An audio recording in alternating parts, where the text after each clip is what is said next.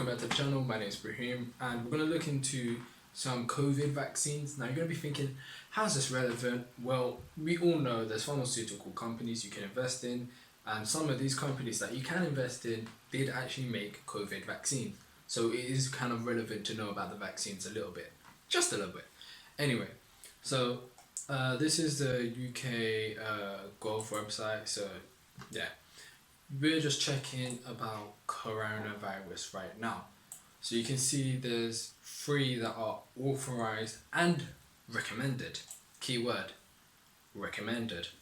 So you got Pfizer with BioNTech, and you got Moderna and Johnson&Johnson slash Janssen. And that's not the only ones available though. There's some that are in clinical trials.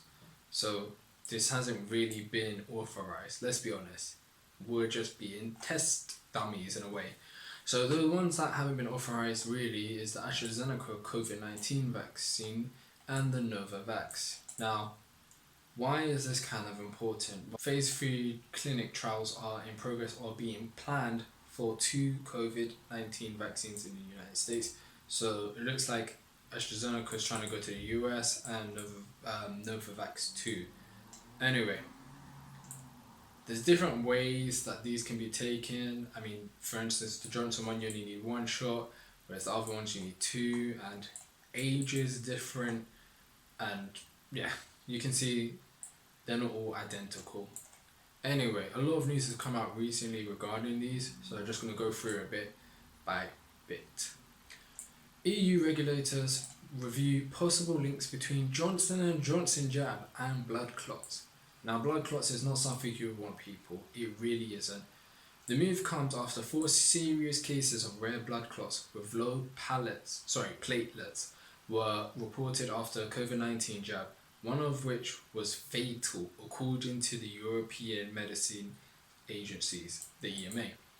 The Johnson & Johnson, also known as Janssen vaccine, which has been proved 67% effective in preventing infection and completely effective at preventing hospital admissions and death from the coronavirus during trials. Now, you need to be very, very careful with the wording.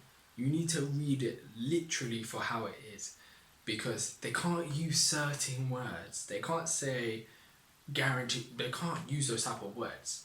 So let's break down what it's just said, which has proved 67% effective. So to me that says 2 out of 3 people, or to make that number a little bit big, 4 out of 6 people, and make that number a little bit bigger is 6 out of 9 people.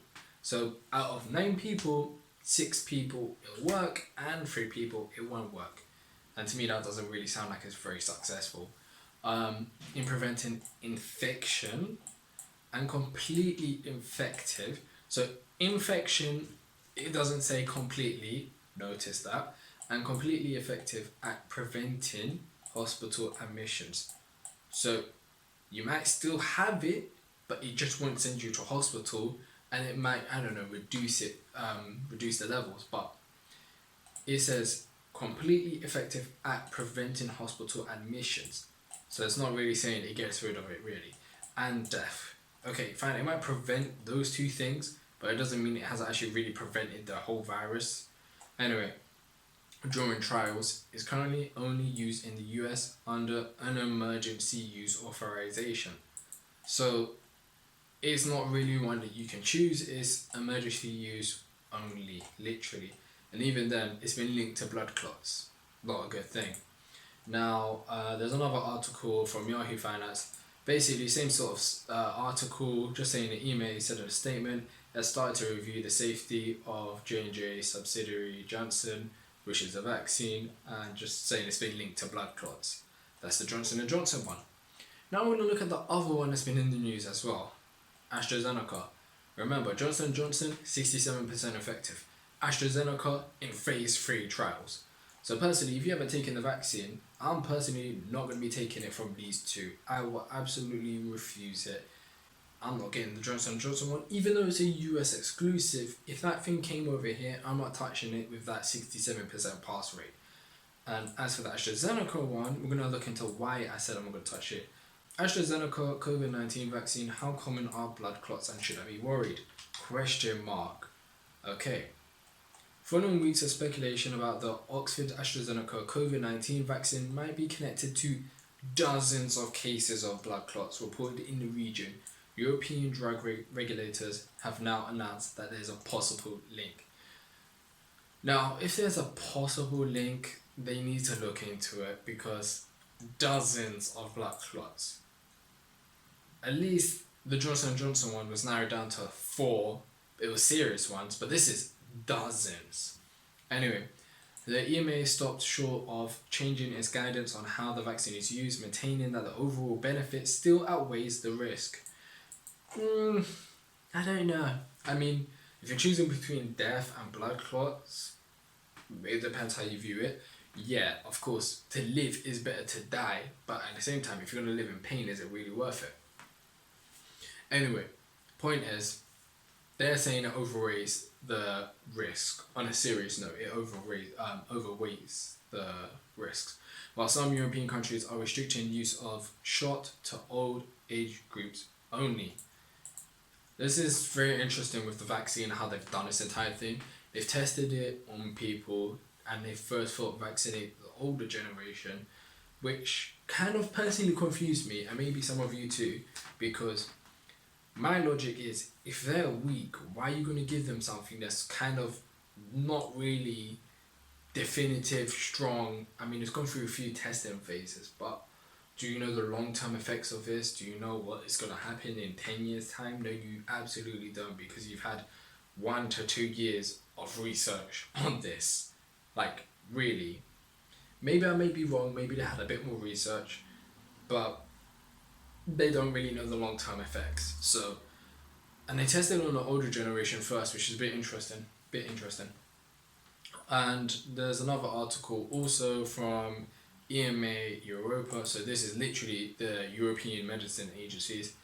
AstraZeneca COVID-19 vaccine, EMA finds possible links to very rare cases of unusual blood clots with low blood platelets. Now, this is a bit different to the CNBC article, but the thing is, CNBC is a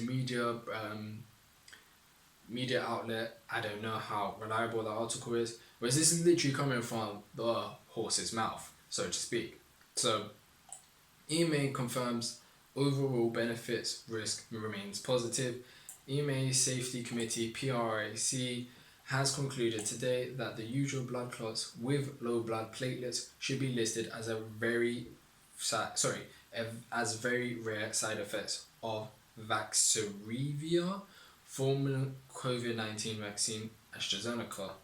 So they're just saying it's very unusual blood clots and it's a rare side effect. I think putting side effect is an easy way to cop out and be like, okay, we've made a mistake and there's something we may need to change, but you know what, let's just put a side effect and then that legally makes us safe because we're not liable, and we put a little warning sticker saying may cause blood clots, side effect.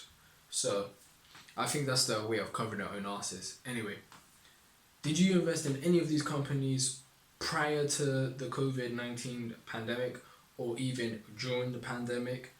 Answer that question in the comments down below. Have your own little discussion. I hope you enjoyed this video. If you did, please do subscribe. I'm trying to get to 100 subscribers by the end of the year. That'll be absolutely amazing. We've got another 7 months left before the whole year is pretty much over. And yeah, if you enjoyed the video, please do like it. It will help with the algorithm to get this video out to more people. Take care.